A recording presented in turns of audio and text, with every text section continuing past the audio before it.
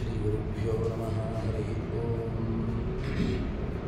ओं तः प्रविश्य मम वाचमिमां प्रसक्तां सञ्जीवयत्यखिलशब्दधरस्वधाम्ना अन्यांश्च हस्तचरणश्रवणत्वगादीन् प्राणान् नमो भगवते पुरुषाय तुभ्यं।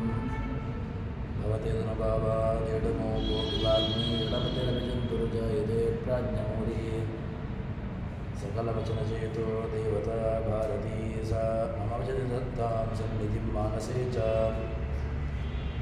तपो विद्याविरक्त्यादिसद्गुणौघाकरानहं वादिराजगुरुर्वन्दे हयग्रीवपदाश्रयान्। पूज्याय राघवेन्द्राय सत्धर्मरताय च वेदान् कल्पवृक्षाय नमतां कामधेनवे। ब्रह्मचर्यहरिप्रीतसुविद्यावादशालिनः इष्टदान् कष्टहर्तॄन्नः विद्यामान्यान् मुनीन् नमः।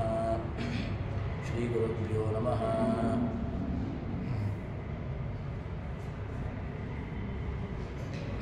ಐತರೇಯ ಉಪನಿಷತ್ತು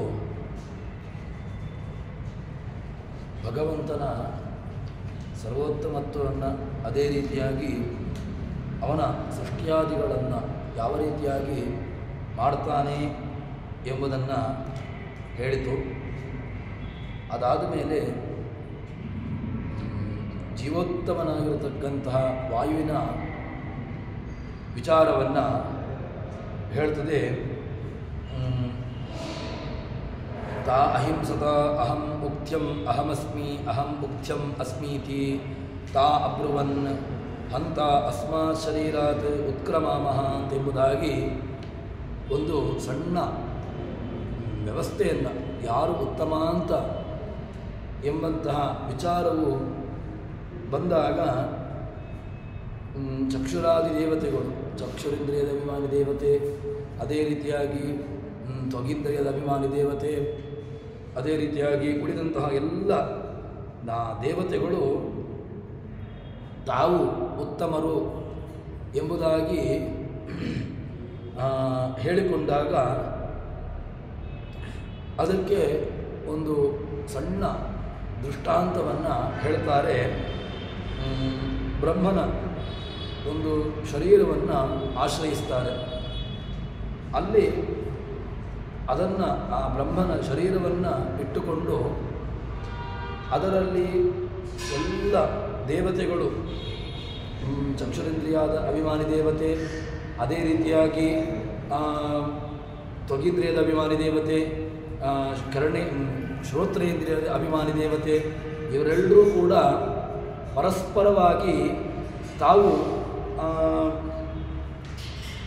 ಒಬ್ಬೊಬ್ಬರಾಗಿ ತಾವು ದೇಹವನ್ನು, ಬ್ರಹ್ಮನ ಶರೀರವನ್ನು ಬಿಟ್ಟಾಗ, ಯಾರು ಹೋದಾಗ, ಯಾರು ಬ್ರಹ್ಮನ ಶರೀರವನ್ನು ಬಿಟ್ಟು ಹೋದಾಗ ಬ್ರಹ್ಮನ ಶರೀರ ಪತನವಾಗ್ತದೋ ಆವಾಗ ಅಂಥವನು ಉತ್ತಮ, ಅವನೇ ಸಕಲರಿಗೂ ಕೂಡ ಬೇಕಾಗಿರತಕ್ಕಂಥವನು ಎಂಬುದನ್ನು ನಿಶ್ಚಯ ಮಾಡೋಣ ಅಂತ ಹೇಳಿಕೊಂಡು ಹೇಳ್ತಾರೆ. ಅದಾದ ಮೇಲೆ ಅದರಲ್ಲಿ ಮೊದಲಿಗೆ ವಾಗಭಿಮಾನಿಯ ದೇವತೆ ಅವನು ಶರೀರವನ್ನು ಬಿಟ್ಟು ಹೋಗ್ತಾನೆ. ವಾಗ್ ಉದಕ್ರಮತೆ. ಆವಾಗ ಏನಾಯಿತು ಅಂತ ಕೇಳಿದರೆ, ಕೇವಲ ವಾಗಭಿಮಾನಿ ಹೋದ ಅಂತ ಹೇಳಿದಾಗ ಶರೀರದಲ್ಲಿ ಕೇವಲ ಮಾತನಾಡುವ ಕ್ರಿಯೆ ಇರಲಿಲ್ಲ. ಅಂದರೆ ಶರೀರವನ್ನು ಏನು ಕರೆದ್ರು ಅಂತ ಕೇಳಿದ್ರೆ ಮೂಕ ಅಂತ ಕರೆದರು. ಅವನಲ್ಲಿ ವಾಗೀಂದ್ರಿಯದ ಅಭಿಮಾನಿ ದೇವತೆ ಹೋದದ್ರಿಂದಾಗಿ ಅವನನ್ನು ಮೂಕ ಅಂತ ಹೇಳಿಕೊಂಡು ಕರೆದರು. ಮತ್ತು ದೇಹದಲ್ಲಿ ಪಿಬನ್, ಅಶ್ನನ್ ಎಲ್ಲವೂ ಕೂಡ ಕ್ರಿಯೆಗಳು ಆಗ್ತಾ ಇತ್ತು. ಯಾವುದೆಲ್ಲ? ತಿನ್ನತಕ್ಕಂತಹ ಕ್ರಿಯೆ, ಕುಡಿಯತಕ್ಕಂತಹ ಕ್ರಿಯೆ ಇತ್ಯಾದಿಗಳೆಲ್ಲವೂ ಕೂಡ ಆಗ್ತಾ ಇತ್ತು. ಅದಾದ ಮೇಲೆ ಎರಡನೆಯ ದೇವತೆ ಅವನು ಚಕ್ಷುರಾಭಿಮಾನಿ ದೇವತೆ. ಕಣ್ಣಿನ ಅಭಿಮಾನಿ ದೇವತೆ ತಾನು ದೇಹವನ್ನು ಬಿಟ್ಟು, ಆ ಬ್ರಹ್ಮನ ಶರೀರವನ್ನು ಬಿಟ್ಟು ತಾನು ಹೋಗ್ತಾನೆ. ಆವಾಗ ಆ ಚಕ್ಷುರಾಭಿಮಾನಿ ದೇವತೆ ಹೋದ್ರಿಂದಾಗಿ ಏನು ಹೇಳ್ತಾರೆ ಅಂತ ಕೇಳಿದರೆ, ಅಲ್ಲಿ ಕುರುಡು ಆಯಿತು ಅಷ್ಟೇ. ಅಂದರೆ ಕಣ್ಣಿನಲ್ಲಿ ಯಾವ ಅವನಿಗೆ ದೇಹಾದಿಗಳು ಕಾಣತಕ್ಕಂತಹ ವ್ಯವಸ್ಥೆ ಇತ್ತೋ ಅದು ಇಲ್ಲ ಅಂತ ಇದೆ ಅಷ್ಟೇ. ಅಂದರೆ ಕಾಣ್ತಾ ಇದ್ದ, ಆ ಕಾಣತಕ್ಕಂತಹ ವ್ಯವಸ್ಥೆ ಹೋಯಿತು, ಅಂದರೆ ಅವನನ್ನು ಕುರುಡ ಅಂತ ಕರೆದ್ರು ಅಷ್ಟೇ. ಅದಾದ ಮೇಲೆ ಶ್ರವಣೇಂದ್ರಿಯದ ಅಭಿಮಾನಿ ದೇವತೆ, ಶ್ರೋತ್ರೇಂದ್ರಿಯ ಅಭಿಮಾನಿ ದೇವತೆ ಹೋದ, ಅಲ್ಲಿ ಕಿವುಡ ಅಂತ ಕರೆದ್ರು. ಅದಾದ ಮೇಲೆ ಮುಂದೆ ಮನಸ್ಸಿನ ಅಭಿಮಾನಿ ದೇವತೆ ತಾನು ಅಲ್ಲಿಂದ ಹೋದ. ಆವಾಗ ಯಾವ ರೀತಿಯಾಗಿ ಕೊಡತಕ್ಕಂತಹ ಒಂದು ಕ್ರಿಯಾದಿಗಳು, ಅಂದರೆ ಏನನ್ನು ಮಾಡಬೇಕು ಎಂಬುದಾಗಿ ಗೊತ್ತಾಗ್ತಾ ಇರಲಿಲ್ಲ. ಆದ್ದರಿಂದಾಗಿ ಅಲ್ಲಿ ಒಂದು ರೀತಿಯಾಗಿರ್ತಕ್ಕಂತಹ ಮಂಕು ಅಂತ ಹೇಳಿಕೊಂಡು ಆ ರೀತಿಯಾಗಿದ್ದ. ಅದಾದ ಮೇಲೆ ಮುಂದೆ ಯಾರು ಅಂತ ಕೇಳಿದ್ರೆ ತತ ಪ್ರಾಣ ಉತ್ಕ್ರಾಂತೆ ಅಪದ್ಯತ, ಪ್ರಾಣ ಉದಕ್ರಾಮತ್, ಪ್ರಾಣ ದೇಹವನ್ನು ಬಿಟ್ಟು ಹೊರಟ, ಪ್ರಾಣ ಶರೀರವನ್ನು, ಆ ಬ್ರಹ್ಮನ ಶರೀರವನ್ನು ಬಿಟ್ಟು ಹೊರಟ. ಆವಾಗ ಏನಾಯಿತು ಅಂತ ಕೇಳಿದ್ರೆ ದೇಹ ಪತನವಾಯಿತು, ದೇಹ ಕೆಳಕ್ಕೆ ಬಿತ್ತು. ದೇಹ ಕೆಳಕ್ಕೆ ಬಿತ್ತು, ಅದರಿಂದಾಗಿ ಆಶಾರೀತಿ ಶರೀರಂ ಅಭವತ್ ತಚ್ಚರೀರಸ್ಯ ಶರೀರತ್ವಂ ಶೀರ್ಯತೆ ಹವ ಅಸ್ಯ ದ್ವಿಷನ್ ಪಾಪ್ಮ ಭ್ರಾತೃವ್ಯಃ. ಏನು ಆ ಶರೀರ ಕೆಳಕ್ಕೆ ಬಿತ್ತು, ಅದರಲ್ಲಿರ್ತಕ್ಕಂತಹ ಏನು ಕ್ರಿಯೆಗಳು ಆಗ್ತಾ ಇರಲಿಲ್ಲ. ಅದಕ್ಕೋಸ್ಕರವಾಗಿ ಯಾರು ಉತ್ತಮ ಎಂಬುದನ್ನು, ಜೀವೋತ್ತಮನಾಗಿರ್ತಕ್ಕಂಥವನು ಯಾರು ಎಂಬುದನ್ನು ಹೇಳಿದಾಗಾಯಿತು. ಅದಾದ ಮೇಲೆ ಈ ಶರೀರವನ್ನು ಏನು ತಿಳ್ಕೊಳ್ಬೇಕು ಅಂತ ಕೇಳಿದ್ರೆ, ಅದನ್ನು ಯಾರು ಇದ್ದದ್ರಿಂದಾಗಿ ಈ ಶರೀರದಲ್ಲಿ ಎಲ್ಲ ಕ್ರಿಯೆ ಕಾರ್ಯಗಳು ಆಗ್ತಾ ಇತ್ತೋ, ಅದಾದ ಮೇಲೆ ಯಾರು ಈ ಶರೀರವನ್ನು ಬಿಟ್ಟು ಹೋದ್ರಿಂದಾಗಿ ಎಲ್ಲ ರೀತಿಯಾಗಿರ್ತಕ್ಕಂತಹ ಕ್ರಿಯೆಗಳು ನಿಂತು ಹೋಯಿತೋ, ಅದರಲ್ಲಿ ನಾವು ತಿಳ್ಕೊಳ್ಬೇಕು. ಅಂತಹ ಒಳ್ಳೆ ಶ್ರೇಷ್ಠನಾಗಿರ್ತಕ್ಕಂಥವನು ಯಾರು ಎಂಬುದನ್ನು ತಿಳ್ಕೊಳ್ಬೇಕು. ಅದಾದ ಮೇಲೆ ಒಂದು ವೇಳೆ ಅವನು ಅಲ್ಲಿ ಅದನ್ನು ತಿಳ್ಕೊಳ್ಳುವಂತಹ ವಿಚಾರದಲ್ಲಿ ತಾನು ಜಾರಿದ ಅಂತಾದರೆ, ಆವಾಗ ಅವನಿಗೆ ದ್ವೇಷಾದಿಗಳನ್ನು ಮಾಡುವುದರಿಂದಾಗಿ ಅವನು ತಾನು ಪೂರ್ಣವಾಗಿ ಅಂಧೋತ್ತಮಸ್ಸು ಇತ್ಯಾದಿ ಲೋಕಗಳಿಗೆ ಹೋಗಿ ಬೀಳ್ತಾನೆ, ಅಂಧಂತಮ ಮೊದಲಾದಂತಹ ಲೋಕಾದಿಗಳನ್ನು ಸೇರ್ತಾನೆ ಎಂಬುದಾಗಿ ಹೇಳ್ತಾರೆ. ಹೀಗೆ ಅಲ್ಲಿ ಚತುರ್ಮುಖನ ಶರೀರದಲ್ಲಿ ಏನಾಯಿತು ಅಂತ ಕೇಳಿದರೆ, ಬ್ರಹ್ಮನ ಶರೀರದಲ್ಲಿ ದೇವತೆಗಳಿದ್ದು, ಶರೀರಗಳಲ್ಲಿ ಇದ್ದಾಗ ಅವರ ಶರೀರವನ್ನು ಉತ್ತಮರಾಗಿರತಕ್ಕಂಥವರು ಯಾರು? ಬ್ರಹ್ಮ ಸಕಲರಿಗೂ ದೇವತೋತ್ತಮನಾಗಿರತಕ್ಕಂಥವನು. ಅಂತಹ ದೇವತೋತ್ತಮನಾಗಿರತಕ್ಕಂತಹ ಬ್ರಹ್ಮನಲ್ಲಿ ಈ ದೇವತೆಗಳು ಹೋಗಿ ಸೇರಿಕೊಂಡು ಬ್ರಹ್ಮನಲ್ಲಿ ಅಲ್ಲಿ ತಾವು ಸತ್ವ ಪರೀಕ್ಷೆಯನ್ನು ಮಾಡಿದರು ಅಂತ ಹೇಳಿದರೆ, ಬ್ರಹ್ಮ ನಿಜವಾಗಿಯೂ ಕೂಡ ಸಕಲರಲ್ಲಿಯೂ ಕೂಡ ಉತ್ತಮನಾಗಿರತಕ್ಕಂಥವನು. ಆದರೆ ಏನು ಕೇಳಿದರೆ, ಮೊದಲಿಗೆ ಅವರಿಗೆ ಯಾರು ಉತ್ತಮ ಎಂಬಂತಹ ಒಂದು ಸತ್ವ ಪರೀಕ್ಷೆಯನ್ನು ನಿರ್ಧಾರವಾಗಬೇಕಿತ್ತು. ಆ ಸತ್ವ ಪರೀಕ್ಷೆಯ ನಿಮಿತ್ತವನ್ನಿಟ್ಟುಕೊಂಡು ಇಲ್ಲಿ ಬ್ರಹ್ಮನ ಶರೀರವನ್ನು ಆಶ್ರಯಿಸಿಕೊಂಡಿರತಕ್ಕಂತಹದ್ದು. ಹೀಗೆ ಅದಾದ ಮೇಲೆ ಮುಂದೆ ಮತ್ತೆ ಪುನಃ ಕಲಹಾದಿಗಳು ಅವರಲ್ಲಿ, ಆ ದೇವತೆಗಳಲ್ಲಿ ಈ ರೀತಿಯಾಗಿರ್ತಕ್ಕಂತಹ ಕಲಹಗಳು ಉಂಟಾಯಿತು. ಆ ಉಂಟಾದುದರಿಂದಾಗಿ ಅದಕ್ಕೆ ಪುನಃ ಹೇಳ್ತಾರೆ, ಇದೊಂದು ಕೇವಲ ಯಾವುದೋ ಒಂದು ವ್ಯವಸ್ಥೆಯಿಂದಾಗಿ ಹೀಗಾಯಿತು, ಇದು ನಿಜವಾಗಿ ವಾಸ್ತವಿಕವಾಗಿ ಹೀಗಲ್ಲ ಅಂತ ಹೇಳಿದಾಗ ಅದಕ್ಕೆ ಉತ್ತರವನ್ನು ಕೊಡ್ತಾರೆ. ಸರಿ, ಎಲ್ಲರೂ ಕೂಡ ಮತ್ತೆ ಪುನಃ ಈ ಶರೀರವನ್ನು ಪ್ರವೇಶ ಮಾಡುವ, ಈ ಶರೀರವನ್ನು ಏನು ಆ ಶರೀರ ಇದೆ, ಬಿದ್ದಿರತಕ್ಕಂಥ ಶರೀರ ಇದೆ, ಆ ಶರೀರವನ್ನು ಮತ್ತೆ ಪುನಃ ಪ್ರವೇಶ ಮಾಡುವ. ಪ್ರವೇಶ ಮಾಡಿ, ಆ ಪ್ರವೇಶ ಮಾಡಿದ ಮೇಲೆ ಯಾರು ಪ್ರವೇಶವನ್ನು ಮಾಡಿದ್ರಿಂದಾಗಿ ಅಲ್ಲಿ ಎಲ್ಲ ರೀತಿಯಾಗಿರತಕ್ಕಂತಹ ಕ್ರಿಯಾದಿಗಳು ಆಗ್ತವೋ ಅವರು ಉತ್ತಮ ಅಂತ ಹೇಳಿಕೊಂಡು ಅದರಲ್ಲಿ ತೀರ್ಮಾನಿಸೋಣ ಅಂತ ಹೇಳಿದಾಗ ಅದಕ್ಕೆ ಮೊದಲಿಗೆ ಏನು ಹೇಳ್ತಾರೆ, ವಾಕ್ ಪ್ರಾವಿಶಿತ, ಅಲ್ಲಿ ವಾಗೀಂದ್ರಿಯದ ಅಭಿಮಾನಿ ಪ್ರವೇಶವನ್ನು ಮಾಡಿದ. ವಾಗೀಂದ್ರಿಯದ ಅಭಿಮಾನಿ ಪ್ರವೇಶವನ್ನು ಮಾಡಿದ್ರಿಂದಾಗಿ ಏನಾಯಿತು, ಅಲ್ಲಿ ಶರೀರ ಬಿದ್ದೇ ಇತ್ತು, ಶರೀರ ಎದ್ದೇಳಲಿಲ್ಲ. ಅದಾದ ಮೇಲೆ ವಾಗಭಿಮಾನಿ ಪ್ರವೇಶವನ್ನು ಮಾಡಿದ್ರಿಂದಾಗಿ ಕೂಡ ಯಾವುದೇ ರೀತಿಯಾಗಿರತಕ್ಕಂತಹ ಕ್ರಿಯಾದಿಗಳಾಗಲಿಲ್ಲ. ಸರಿ, ಅದಾದ ಮೇಲೆ ಚಕ್ಷುರೇಂದ್ರಿಯದ ಅಭಿಮಾನಿ ದೇವತೆ ಪ್ರವೇಶವನ್ನು ಮಾಡಿದ. ಚಕ್ಷುರೇಂದ್ರಿಯದ ಅಭಿಮಾನಿ ಪ್ರವೇಶವನ್ನು ಮಾಡಿದಾಗಲೂ ಕೂಡ ಅಲ್ಲಿ ಶರೀರ ಬಿದ್ದೇ ಇತ್ತು, ಯಾವ ರೀತಿಯಾಗಿರತಕ್ಕಂತಹ ಕ್ರಿಯಾದಿಗಳು ಕೂಡ ಬರಲಿಲ್ಲ. ಅದಾದ ಮೇಲೆ ಶ್ರೋತ್ರೇಂದ್ರಿಯ ಅಭಿಮಾನಿ ದೇವತೆ ಅವನು ಪ್ರವೇಶವನ್ನು ಮಾಡಿದ. ಶ್ರೋತ್ರೇಂದ್ರಿಯ ಅಭಿಮಾನಿ ಪ್ರವೇಶವನ್ನು ಮಾಡಿದಾಗಲೂ ಕೂಡ ಏನು ಕ್ರಿಯೆಗಳು ಆಗಲಿಲ್ಲ. ಅದಾದ ಮೇಲೆ ಕೊನೆಗೆ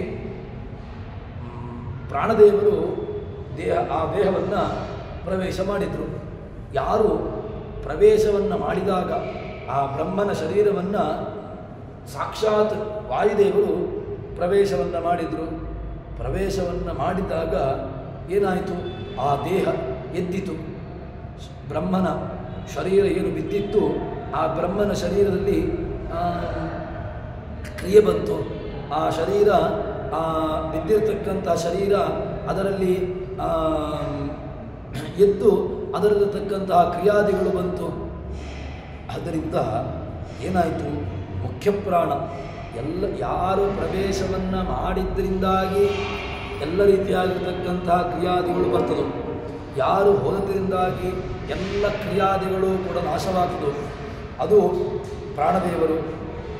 ಎಲ್ಲ ದೇವತೆಗಳಿಗಿಂತಲೂ ಕೂಡ ಉತ್ತಮನಾಗಿರ್ತಕ್ಕಂಥವನು ಪ್ರಾಣ ಅಂತಾಯಿತು. ಆದ್ದರಿಂದ ಪ್ರಾಣನನ್ನೇ ಏನು ತದೇದು ಉಕ್ತಂ ಪ್ರಾಣೇವ ಪ್ರಾಣಂ ಉಕ್ತಮೇವ ವಿದ್ಯಾತ್. ಆ ಪ್ರಾಣನನ್ನು ಉಕ್ತ, ಯಾರನ್ನು ಉಕ್ತ ಅಂತ ಉಪಾಸನೆ ಮಾಡಬೇಕು ಎಂಬಂತಹ ಪ್ರಶ್ನೆಗೆ ಉತ್ತರ ಏನಾಯಿತು ಅಂತ ಕೇಳಿದರೆ ಪ್ರಾಣ ಉಕ್ತ ಎಂಬುದಾಗಿ ನಿರ್ಧಾರ ಆಯಿತು. ಪ್ರಾಣನನ್ನೇ ಉಕ್ತ ಎಂಬುದಾಗಿ ಅವನನ್ನು ಉಪಾಸನೆಯನ್ನು ಮಾಡಬೇಕು ಅಂತ ನಿರ್ಧಾರವಾಯಿತು. ಹೀಗೆ ಅದಾದ ಮೇಲೆ ಮುಂದೆ ಹೇಳ್ತಾರೆ, ಎಲ್ಲ ದೇವತೆಗಳು ಕೂಡ ಹೋಗಿ ಆ ಪ್ರಾಣನ ನಾವು ನಿನ್ನ ದಾಸರಾಗಿರತಕ್ಕಂಥವರು, ತಮ್ಮ ದೇವ ಅಬ್ರುವನ್ ತದುಕ್ತಂ ಉಕ್ತಮಸಿ, ನೀನೇ ಉಚ್ಚೈಹಿ ಎಲ್ಲದಿಂದಲೂ ಕೂಡ ಒಡೆಯ ಎಂಬುದಾಗಿ ನೀನೇ ಉತ್ತಮ ಎಂಬುದನ್ನು ತೀರ್ಮಾನ ಮಾಡಿದ ಹಾಗಾಯಿತು. ಆದ್ದರಿಂದ ನಾವು ನಿಮಗೆ ಏನಾಗಿದ್ದೇವೆ, ನಾವು ನಿಮಗೆ ದಾಸರಾಗಿರತಕ್ಕಂಥವರು, ನೀನೇ ಒಡೆಯ ಉತ್ತಮ ಅಂತ ಹೇಳಿಕೊಂಡು ಹೇಳ್ತಾರೆ. ವಯಂ ವಯಂ ಸ್ವಃ ಅಸ್ಮಾಕಂ ಇತಿ ಅಸೀತಿ ತದಪ್ಯೇತತ್ ಋಷಿಣಾ ಉಕ್ತಂ ತಮಸ್ಮಾಕಂ ತಮಸ್ಮಸಿ. ನೀವು ಉತ್ತಮ, ನಾವು ನಿನ್ನ ದಾಸರುಗಳು ಎಂಬುದಾಗಿ ದೇವತೆಗಳು ಹೇಳ್ತಾರೆ. ಹೀಗೆ ಆ ಪ್ರಾಣನ ಉತ್ತಮತ್ವ, ಪ್ರಾಣನ ಏನು ಎಲ್ಲರಿಗಿಂತಲೂ ಕೂಡ ಉತ್ತಮನಾಗಿರ್ತಕ್ಕಂಥವನು ಪ್ರಾಣ ಎಂಬುದನ್ನು ತೀರ್ಮಾನ ಮಾಡಿದಾಗಾಯಿತು. ಹೀಗೆ ಆ ವಾಯುದೇವರು ಶರೀರವನ್ನು ಪ್ರವೇಶ ಮಾಡಿ ವಾಯು ಅದು ಅಲ್ಲಿಂದ ಹೊರಗೆ ಬಂದ ತಕ್ಷಣ ಅದೊಂದು ಕೇವಲ ಆಕಸ್ಮಿಕ ಹಾಗೊಂದು ವ್ಯವಸ್ಥೆ ಇಲ್ಲವೇ ಇಲ್ಲ. ಮತ್ತು ಪ್ರಾಣ ಇದ್ದಾನೆ ಅಂತಾದರೆ, ದೇಹದಲ್ಲಿ ಪ್ರಾಣ ಇದ್ದರೆ ಮಾತ್ರ ಎಲ್ಲ ರೀತಿಯಾಗಿರತಕ್ಕಂತಹ ಕಾರ್ಯಾದಿಗಳು ಎಂಬುದನ್ನು ಸ್ಪಷ್ಟವಾಗಿ ಉದಾಹರಣೆಯ ಮೂಲಕವಾಗಿ ಅದನ್ನು ತಿಳಿಸ್ತಾರೆ. ಅದಾದ ಮೇಲೆ ಮುಂದೆ ತಂ ದೇವಾ ಪ್ರಾಣಯಂತ ಸ ಪ್ರಣೀತಃ ಪ್ರಾತಾಯತ ಪ್ರಾತ್ಯಾಯತೀತಿ ಸ ಪ್ರಾತರಭವತ್ ಸಮಾಗಾತ್ ಇತಿ ಸಾಯಮಭವತ್ ಅಹರೇವ ಪ್ರಾಣ ರಾತ್ರಿ ಅಪಾನಃ. ಇದರಲ್ಲಿ ಪ್ರಾಣ, ರಾತ್ರಿ, ಸಾಯಂ, ಪ್ರಾತಃ, ಸಾಯಂ ಇತ್ಯಾದಿ ಶಬ್ದಗಳ ಅರ್ಥವನ್ನು, ಏನರ್ಥ ಇದಕ್ಕಿರತಕ್ಕಂಥ ವಾಸ್ತವಿಕವಾಗಿರತಕ್ಕಂಥ ಅರ್ಥ ಏನು ಎಂಬುದನ್ನು ಹೇಳ್ತಾರೆ. ಏನು ಅರ್ಥ ಅಂತ ಕೇಳಿದರೆ, ತಂದೇವ ಪ್ರಾಣಯಂತ, ಪ್ರಾಣನ ವಾಯುವಿನ ಮಹತ್ವವನ್ನು ತಿಳ್ಕೊಂಡ್ರು. ಪ್ರಾಣ ಮಹಿಮೆಯನ್ನು ಎಲ್ಲರಿಗೂ ಕೂಡ, ಶಿಷ್ಯಾದಿಗಳಿಗೆ ಅದೇ ರೀತಿಯಾಗಿ ಎಲ್ಲರಿಗೂ ಕೂಡ ಅದರ ಉಪದೇಶವನ್ನು ಮಾಡಿದರು. ಮಾಡಿ ಆ ವಾಯುವಿನ ಭಗವಂತನ ಮಹಿಮೆಯೂ ಆಯಿತು. ಭಗವಂತನ ಮಹಿಮೆಯ ಜೊತೆಗೆ ಪ್ರಾಣನ ಮಹಿಮೆಯನ್ನು ಕೂಡ ತಿಳಿಸಿದಾಗ ಆಯಿತು. ಅದರ ಉಪದೇಶಾದಿಗಳು ಮುಗಿಯಿತು. ಅದಾದ ಮೇಲೆ ಮುಂದೆ ಹೇಳ್ತಾರೆ, ಕಿವಿಗಳ ಏನು ಎಲ್ಲರ ಪ್ರವೇಶಗಳ ಹರಿವಾಯುಗಳು ಏನು ಮಾಡಿದರು ಅಂತ ಕೇಳಿದ್ರೆ, ಒಂದೊಂದು ರೂಪದಿಂದ ಅವರು ಪ್ರವೇಶವನ್ನು ಮಾಡಿದರು. ಮಾಡಿ ಆ ಶರೀರದಲ್ಲಿ ಪೂರ್ಣವಾಗಿ ಪ್ರತತ ವ್ಯಾಪಿಸಿದ್ದರಿಂದಾಗಿ, ತತಿ ಶಬ್ದಕ್ಕೆ ಪ್ರತತಿ ಶಬ್ದಕ್ಕೆ ಚೆನ್ನಾಗಿ ವ್ಯಾಪಿಸಿದ್ದರಿಂದಾಗಿ, ಪೂರ್ಣವಾಗಿ ವ್ಯಾಪಿಸಿದ್ದರಿಂದಾಗಿ ಅವರಿಗೆ ಅದಕ್ಕೆ ಏನು ಹೇಳ್ತಾರೆ ಅಂತ ಕೇಳಿದ್ರೆ, ಕಾಲನಿಯಾಮಕರು ಆದದ್ದರಿಂದಾಗಿ ಅದರಲ್ಲಿ ಪ್ರಾತಃ, ಅದೇ ರೀತಿಯಾಗಿ ಸಾಯಂ ಇತ್ಯಾದಿ ಶಬ್ದಗಳಿಂದಲೂ ಕೂಡ ಹೇಳಿದರು. ತದನಂತರದಲ್ಲಿ ಹೇಳ್ತಾರೆ, ಈ ಹರಿವಾಯುಗಳು ಭಗವಂತ ಅದೇ ರೀತಿಯಾಗಿ ವಾಯುದೇವರು ಇವರಿಬ್ಬರೂ ಕೂಡ ಎಲ್ಲ ದೇವತೆಗಳಲ್ಲಿ ಒಂದೊಂದು ರೀತಿಯಿಂದಾಗಿ, ಅಂದರೆ ಚೈತನ್ಯ ಸ್ವರೂಪರಾಗಿ ಅದರಲ್ಲಿ ಪ್ರವೇಶವನ್ನು ಮಾಡಿದರು. ಪ್ರವೇಶವನ್ನು ಮಾಡಿ ಆಯಾಯ ರೂಪಗಳು, ಕೆಲವೊಂದಷ್ಟು ರೂಪಗಳು ಭಗವಂತನದ್ದು, ಅದೇ ರೀತಿಯಾಗಿ ವಾಯುವಿನದ್ದು ರೂಪಗಳು ಪ್ರಾತಃನಿಯಾಮಕನಾಗಿ, ಅದೇ ರೀತಿಯಾಗಿ ಇನ್ನಷ್ಟು ಕೆಲವು ರೂಪಗಳು ಸಾಯಂ ನಿಯಾಮಕರಾಗಿ ಇದ್ದರು. ಈ ಹರಿವಾಯು ರೂಪಗಳೇ ಮುಂದೇನಾಯಿತು ಅಂತ ಕೇಳಿದರೆ, ಪ್ರಾಣ ನಿಯಾಮಕರಾಗಿ ಪ್ರಾಣಾಂತರಿಸಿಕೊಂಡವು, ರಾತ್ರಿಯ ನಿಯಾಮಕರಾಗಿ ಅಪಾನಿಯಾಮಕರಾಗಿ ಅಪಾನಾಂತರಿಸಿಕೊಂಡರು. ಹೀಗೆ ಆ ಒಂದೊಂದು ರೂಪಗಳು ಭಗವಂತನದ್ದು, ವಾಯುದೇವರದ್ದು ಒಂದೊಂದು ರೂಪಗಳು ಏನಾಯಿತು ಅಂತ ಕೇಳಿದರೆ, ಒಂದೊಂದು ರೂಪಗಳು ಕೂಡ ತಾವು ಭಗವಂತನ ವ್ಯವಸ್ಥೆಯಿಂದಾಗಿ, ಭಗವಂತನ ಅನುಗ್ರಹದಿಂದಾಗಿ ಕಾಲನಿಯಾಮಕರಾಗಿ ಇದ್ದ ಹಾಗಾಯಿತು ಅಂತ ಹೇಳ್ತಾರೆ. ಪ್ರಗತತ್ವಾತ್ ಪ್ರತತತ್ವಾತ್ ಪ್ರಾತಃ, ಭಗವಂತ ವಾಯುದೇವರು ಚೆನ್ನಾಗಿ ವ್ಯಾಪಿಸಿಕೊಂಡಿದ್ದಾರೆ, ಆದ್ದರಿಂದಾಗಿ ಪ್ರಾತ ಅಂತ ಕರೀತಾರೆ. ಇನ್ನು ಸಂಗತತ್ವಾತ್ ಸಾಯಂ ಅಂತ ಹೇಳಿದರೆ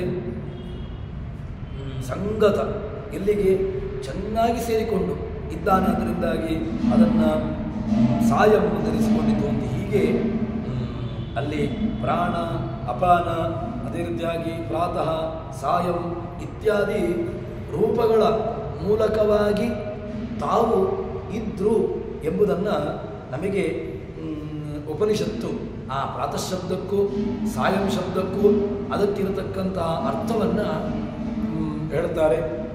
ಅದಾದ ಮೇಲೆ ಇಂದ್ರಿಯಾಭಿಮಾನಿಗಳ ವಿಚಾರವನ್ನು ಉಪನಿಷತ್ತು ಹೇಳ್ತದೆ. ಏನು ಅಂತ ಕೇಳಿದ್ರೆ, ವಾಕ್ ಅಗ್ನಿ, ಚಕ್ಷು ಅಸೌ ಆದಿತ್ಯ, ಚಂದ್ರಮಾ ಮನಃ, ದಿಶಃ ಶ್ರೋತ್ರಂ, ಸ ಏಷ ಪ್ರಹಿತಾಂ ಸಂಯೋಗ ಅಧ್ಯಾತ್ಮಂ, ಇಮಾಹ ದೇವತಾಃ ಅದವು ಆವಿಹಿ ಅಧಿದೈವತಂ ಇತ್ಯದುಕ್ತಂ ಭವತಿ. ಏನು ಹೇಳ್ತಾರೆ ಅಂತ ಕೇಳಿದರೆ, ಇದರಲ್ಲಿ ಅಧಿದೈವತ, ಅಧ್ಯಾತ್ಮ, ಇಂದ್ರಿಯಾಭಿಮಾನಿ ದೇವತೆಗಳು ಇದರ ವ್ಯವಸ್ಥೆಯನ್ನು ಹೇಳ್ತಾರೆ. ಏನಿತ್ತು ಅಂತ ಕೇಳಿದರೆ, ವಾಗ್ರೂಪದಿಂದಾಗಿ ಅಗ್ನಿ, ಇನ್ನು ಯಾವತ್ತೂ ಕೂಡ ಮಾತಿನಲ್ಲಿ ವಾಗೀಂದ್ರಿಯದ ವ್ಯವಸ್ಥೆಯನ್ನು ಹೇಳುವಾಗ ಮಾತು ಅದನ್ನು ಅಗ್ನಿಗೆ ಹೋಲಿಸ್ತಾರೆ.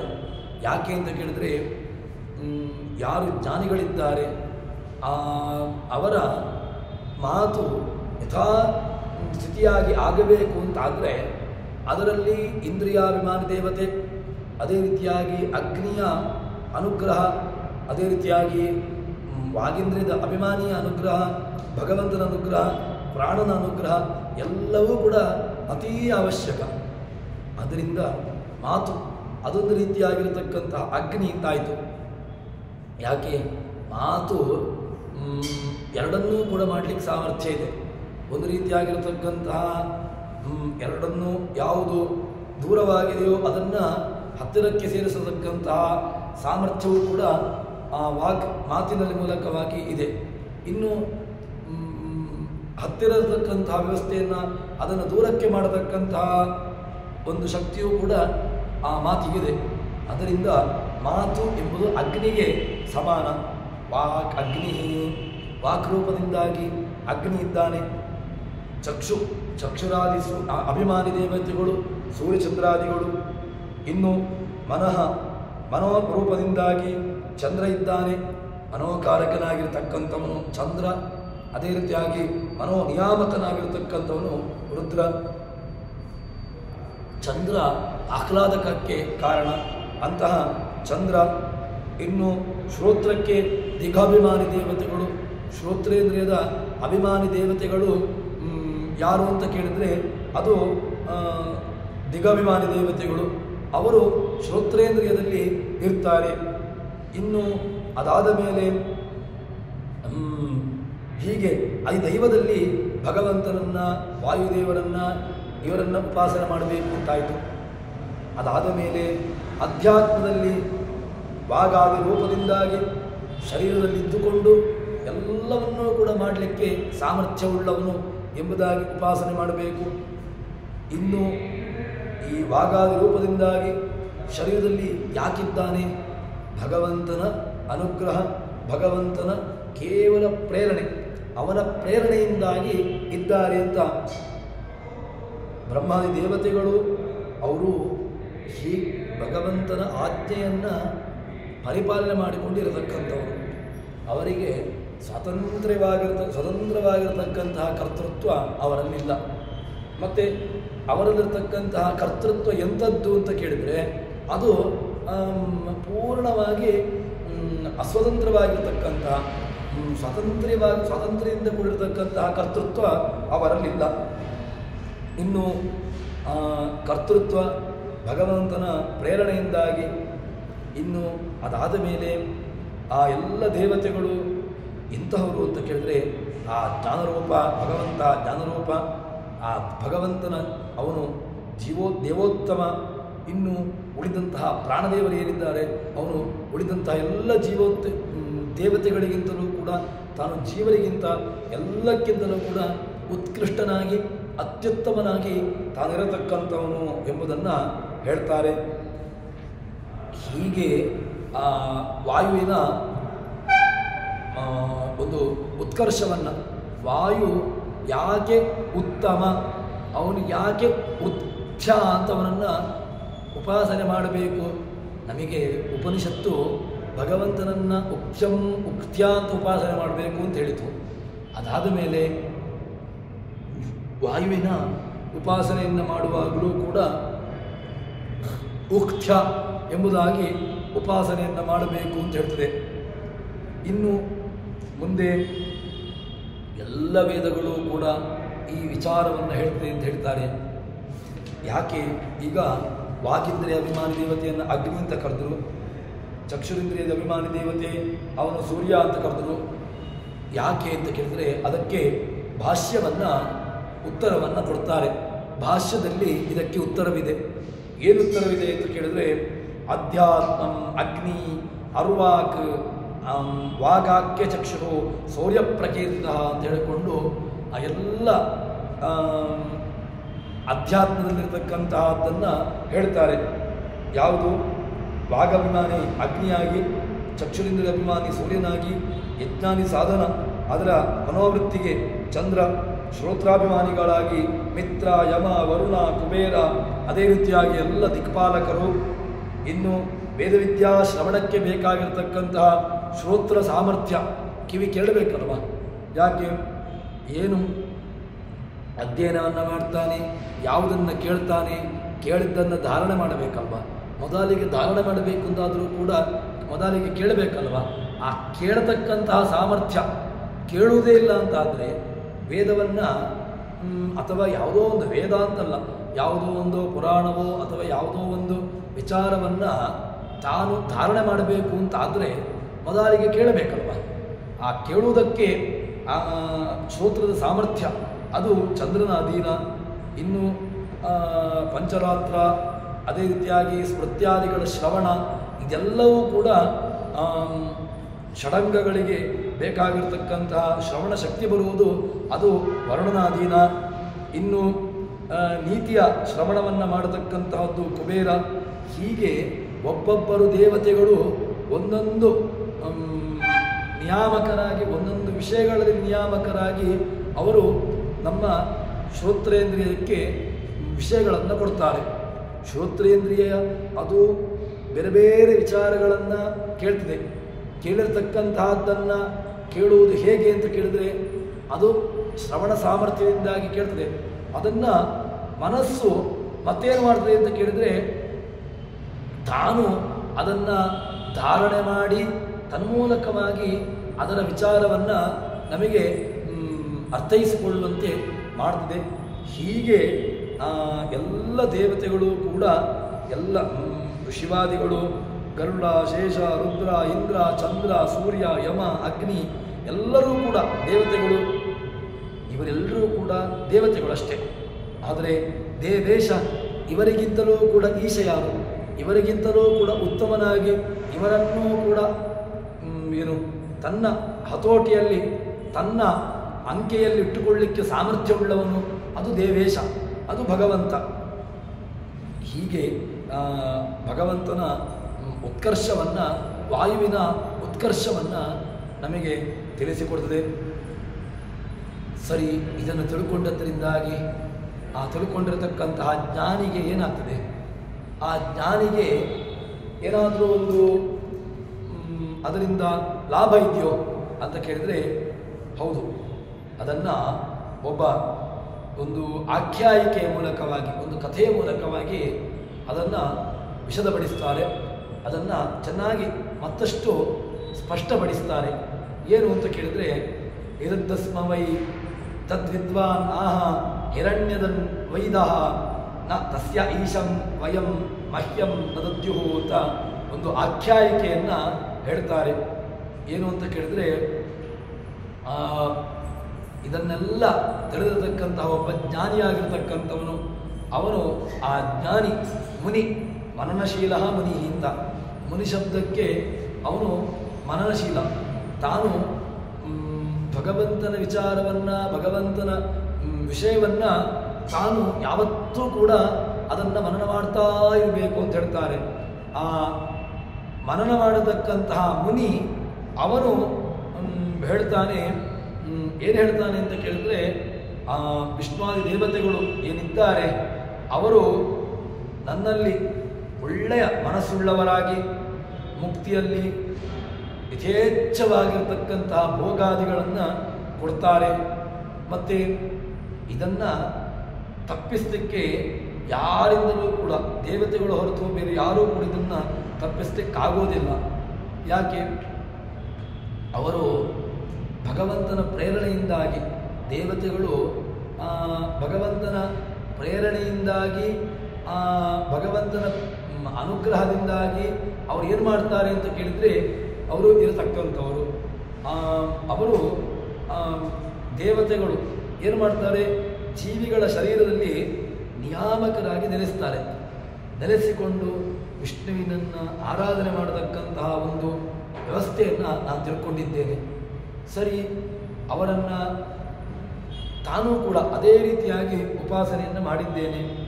ಹೀಗೆ ಆ ಮುನಿ ಏನು ಮಾಡಿದ್ದಾನೆ ಅಂತ ಕೇಳಿದ್ರೆ, ಯೋಗ್ಯನಾಗಿರತಕ್ಕಂತಹ ಜೀವ ಯಾರಿದ್ದಾನೆ ಅವನು ಒಳ್ಳೆಯ ಜೀವರಾಶಿ ಅಂತಾದರೆ ಅಂಥವನು ಏನು ಮಾಡ್ತಾನೆ? ಒಳ್ಳೆಯ ರೀತಿಯಲ್ಲಿ ಉಪಾಸನೆಯನ್ನು ಮಾಡ್ತಾನೆ. ಯಾಕೆ? ಸಹಜವಾಗಿ ಆ ಒಂದು ತನ್ನಲ್ಲಿರತಕ್ಕಂತಹ ಒಳ್ಳೆಯ ಗುಣದಿಂದಾಗಿ ತಾನು ಅವನನ್ನು ಒಳ್ಳೆಯ ರೀತಿಯಲ್ಲಿ ಉಪಾಸನೆಯನ್ನು ಮಾಡ್ತಾನೆ. ಉಪಾಸನೆಯನ್ನು ಮಾಡಿ ಅವನಿಗೇನಾಗ್ತದೆ ಎಂದು ಹೇಳಿದರೆ, ಮುಕ್ತಿಯಲ್ಲಿ ಅವನಿಗೆ ಯಾರು, ಅವನಿಗಿಂತ ಉತ್ತಮರು ಯಾರಲ್ಲ, ಅವರು ಎಲ್ಲರೂ ಕೂಡ ಮುಕ್ತ ಜೀವರುಗಳೆಲ್ಲರೂ ಕೂಡ ಒಳ್ಳೆ ರೀತಿಯಲ್ಲಿರ್ತಕ್ಕಂತಹ ಭೋಗಾದಿಗಳನ್ನು ಸಿಗುವಂತೆ ಮಾಡ್ತಾರೆ ಅಂತ ಹೇಳ್ತಾರೆ. ಈ ವೈದ ಎಂಬಂತಹ ಮುನಿ ಅವನು ಏನು ಹೇಳ್ತಾನೆ ಅಂತ ಕೇಳಿದರೆ, ದೇವತೆಗಳು ಮುಕ್ತಿಯಲ್ಲಿ ಯಥೇಷ್ಟವಾಗಿರತಕ್ಕಂಥ ಭೋಗ ವಿಚಾರಗಳನ್ನು ಅವರಿಗೆ ಸಿಗಬಾರ್ದು ಅಂತ ಮಾಡಿಕೊಂಡು, ಯಾಕೆ ಆ ಜೀವರುಗಳು ಆ ದೇವತೆಗಳೇ ಹೊರತು ಇನ್ಯಾರೂ ಶಕ್ಯರಲ್ಲ. ಮತ್ತು ವಿಷ್ಣುವಿನಿಂದ ಪ್ರೇರಿತರಾಗಿರತಕ್ಕಂತಹ ಆ ಜೀವರುಗಳು, ಯಾರು ದೇವತೆಗಳು ಏನು ಮಾಡ್ತಾರೆ ಅಂತ ಕೇಳಿದ್ರೆ, ಶರೀರದಲ್ಲಿ ಇದ್ದುಕೊಂಡು ಪ್ರೇರಣಾರೂಪ ಕಾರ್ಯವನ್ನು ಉತ್ತಮವಾಗಿ ಮಾಡ್ತಾರೆ. ಅದರಿಂದಾಗಿ ಒಳ್ಳೆಯ ರೀತಿಯಲ್ಲಿ ಉಪಾಸನೆಯನ್ನು ಮಾಡಬಹುದು. ಒಂದು ವೇಳೆ ಆ ದೇವತೆಗಳು ಒಳ್ಳೆಯ ರೀತಿಯಲ್ಲಿ ಸಾಮರ್ಥ್ಯವನ್ನು ಕೊಡಲಿಲ್ಲ ಅಂತಾದರೆ, ಅವರು ಉಪಾಸನೆಯನ್ನು ಮಾಡಲಿಕ್ಕೆ ಬೇಕಾಗಿರ್ತಕ್ಕಂತಹ ಒಂದು ಅನುಗ್ರಹವನ್ನು ಮಾಡಿಲ್ಲ ಅಂತಾದರೆ ಏನೂ ಪ್ರಯೋಜನ ಇಲ್ಲ. ಯಾಕೆ? ಅವರು ಆ ದೇವತೆಗಳು ಇದ್ದುಕೊಂಡು ಎಲ್ಲ ನಮೋವಸ್ತಾತ್ವಿಕಾ ದೇವ ಅಂತ ತತ್ವಾಭಿಮಾನಿ ದೇವತೆಗಳು ಇದ್ದದ್ರಿಂದಾಗಿ ಮಾತ್ರ ಅಲ್ಲಿ ಸಕಲ ವಿಧವಾಗಿರತಕ್ಕಂತಹ ಕ್ರಿಯಾದಿಗಳು ಆಗುವಂತಹದ್ದು. ಇಲ್ಲದಿದ್ದರೆ ಆ ತತ್ವಾಭಿಮಾನಿ ದೇವತೆಗಳು ಇಲ್ಲ ಅಂತ ಆದರೆ ಏನು ಕ್ರಿಯೆಗಳು ಕೂಡ ಅದು ಆಗಲಿಕ್ಕೆ ಸಾಧ್ಯವೇ ಇಲ್ಲ. ಹೀಗೆ ಆ ದೇವತೆಗಳು ಸುಖವನ್ನು ನೀಡದಿರುವಂತಹದ್ದು, ಇದು ನೀಡದಂತೆ ಮಾಡಲು ಅವರೇ ಹೊರತು ಶಕ್ಯರು, ಬೇರೆ ಯಾರೂ ಇಲ್ಲ. ಆದರೆ ಆ ಬ್ರಹ್ಮಾದಿ ದೇವತೆಗಳು ಅವರು ಉಪಾಸನೆಯಿಂದಾಗಿ ಏನಾಗಿದೆ, ಒಳ್ಳೆಯ ಸುಪ್ರೀತರಾಗಿದ್ದಾರೆ. ತನ್ಮೂಲಕವಾಗಿ ಅವರು ನನಗೆ ಒಳ್ಳೆಯ ರೀತಿಯಲ್ಲಿರತಕ್ಕಂತಹ ಅನುಗ್ರಹವನ್ನು ಮಾಡಿದ್ದಾರೆ ಎಂಬುದಾಗಿ ದೇವತಾ ವಿಚಾರವನ್ನು, ಆ ದೇವತೆಗಳು ಏನನ್ನ ಮಾಡಲಿಕ್ಕೆ ಸಾಮರ್ಥ್ಯ ಉಳ್ಳವರು ಎಂಬುದನ್ನು ಈ ವಿಚಾರವನ್ನು ನಮಗೆ ಉಪನಿಷತ್ತು ತಿಳಿಸಿಕೊಟ್ಟಿದೆ. ಹೀಗೆ ಆ ದೇವತೆಗಳು, ತತ್ವಾಭಿಮಾನಿ ದೇವತೆಗಳು, ಪ್ರಾಣ, ಅದೇ ರೀತಿಯಾಗಿ ಎಲ್ಲ ಅಂದಿರತಕ್ಕಂತಹ ಭಗವಂತನ ರೂಪಗಳು, ಇದೆಲ್ಲವೂ ಕೂಡ ಸಕಲ ವಿಧವಾಗಿರತಕ್ಕಂತಹ ಅನುಗ್ರಹಕ್ಕೆ, ಉಪಾಸನೆಗೆ ಅತೀ ಅವಶ್ಯಕವಾಗಿರತಕ್ಕಂಥವರು ಎಂಬುದನ್ನು ನಮಗೆ ಐತರೇಯ ಉಪನಿಷತ್ತು ತಿಳಿಸಿಕೊಟ್ಟಿದೆ. ಇನ್ನು ಮುಂದಿನ ವಿಚಾರವನ್ನು ಮುಂದಕ್ಕೆ ಸೇರಿದಾಗ ನೋಡೋಣ ಅಂತ ಹೇಳುವಲ್ಲಿ ಹರಿಪ್ರಿಯತಾಂ ಶ್ರೀಕೃಷ್ಣ ಅರ್ಪಿತಮಸ್ತು.